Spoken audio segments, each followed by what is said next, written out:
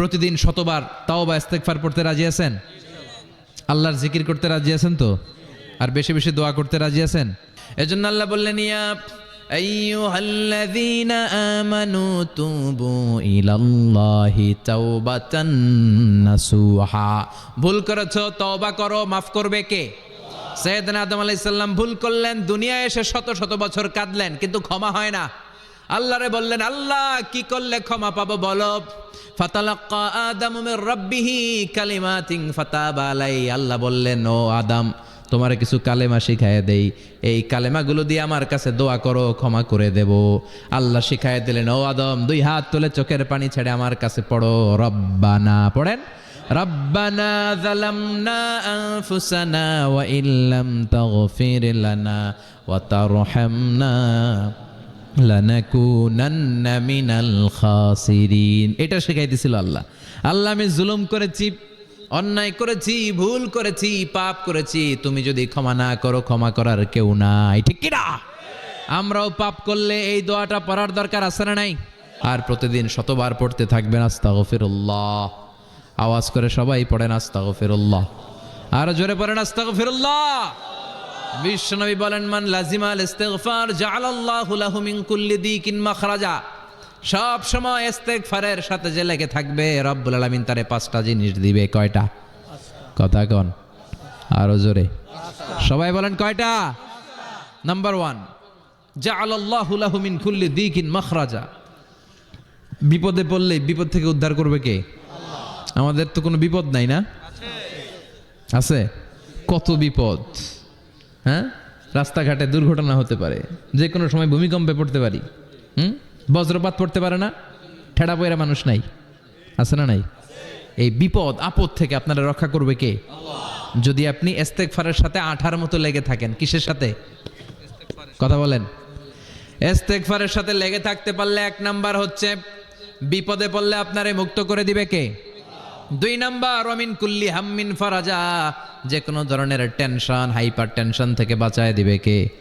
আমাদের তো tension mention নাই না? আছে।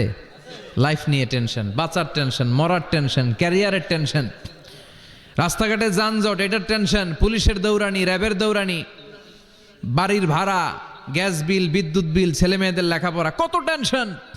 এই সব টেনশন থেকে আপনারে মুক্ত করে দিবে কে? 3 নম্বরে, ওয়ারযুকহু মিন হাইসু লা ইয়াহতাসিব। এমন জায়গা থেকে আল্লাহ আপনার রিজিকের ব্যবস্থা করবে আপনি কল্পনাই করতে পারবেন না। সুবহানাল্লাহ পড়েন। 4 নম্বরে, সবসময় ইস্তেগফার যদি পড়া হয়, আল্লাহর কোনো আযাব ওই বান্দার উপরে আসে না। ওমা কানাল্লাহু মুআযযিবাহুম ওয়া হুম ইস্তাগফিরুন।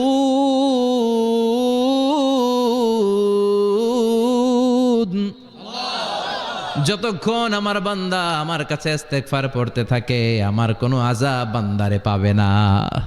যতক্ষণ ইস্তেগফার পড়বেন, আল্লাহর কোনো আযাব আপনার উপর আসবে না।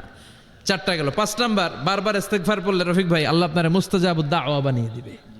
দোয়া করা মাত্র কবুল করে নিবে কে? আল্লাহ। মুস্তাজাবুদ দাওয়া বুঝেন তো? মানে যিনি হাত তুলতে দেরি, কবুল হতে দেরি হয় না। বারবার বারবার ইস্তেগফার পড়ে দেখেন যে আপনার দোয়া কেমনে কবুল হয়। বিশ্বাস হয়? সবসময় ইস্তেগফার পড়লে আপনার দোয়াগুলোর এইভাবে কবুল করে নিবে কে? এই 5টা জিনিস পাবেন সবসময় যদি ইস্তেগফারের সাথে লেগে থাকেন। রাজি আছেন তো?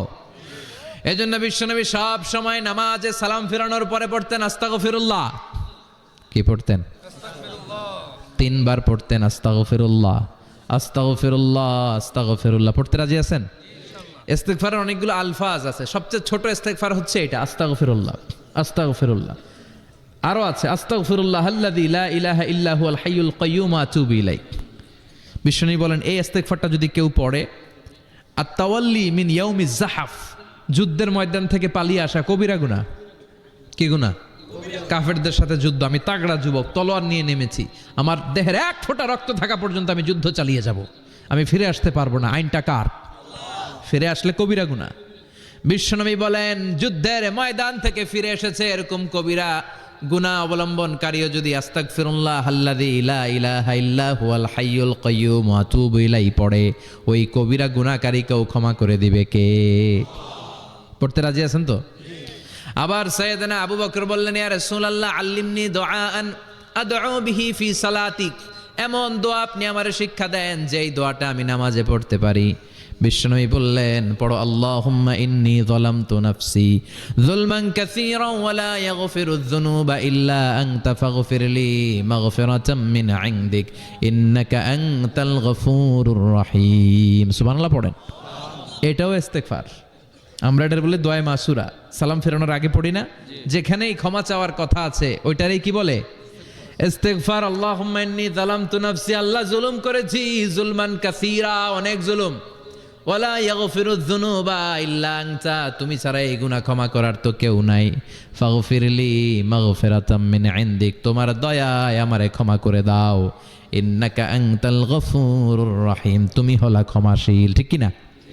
এটাও ইস্তেগফার, এটাও পড়বেন। আর এই সব ইস্তেগফারের শ্রেষ্ঠ ইস্তেগফারের নাম সাইয়্যিদুল ইস্তেগফার। যত ইস্তেগফার হতে পারে এর মধ্যে সবচেয়ে শ্রেষ্ঠতম ইস্তেগফার নাম কি? কথা কন। বুখারীর বর্ণনা, শাদ্দাদ ইবনে আউস রাদিয়াল্লাহু তাআলা আনহু বর্ণনা করেন, এই সাইয়্যিদুল ইস্তেগফার দিনের বেলা যে পড়বে ওই দিনে মারা গেলে সে জান্নাতি। এই সাইয়্যিদুল ইস্তেগফার রাতের বেলা যে পড়বে ওই রাতে যদি ইন্তেকাল হয় ওই লোকটা জান্নাতি। মুখস্থ আছে না তাদের? আল্লাহুম্মা আনতা রাব্বি লা ইলাহা ইল্লা আনতা খালাকতানি ওয়া আনা আবদুক ওয়া আনা আলা আহদিকা ওয়া ওয়া'দিকা মাস্তাতা'তু আউযু বিকা মিন শাররি মা সানা'তু আবুউ লাকা বিনি'মাতিকা আলাইয়া ওয়া আবুউ লাকা বিযামবি ফাগফিরলি ফাইন্নাহু লা ইয়াগফিরুয যুনুবা ইল্লা আনতা। সুবহানাল্লাহ পড়েন। আজকে রাতে পড়ছেন, মারা গেলে জান্নাতি।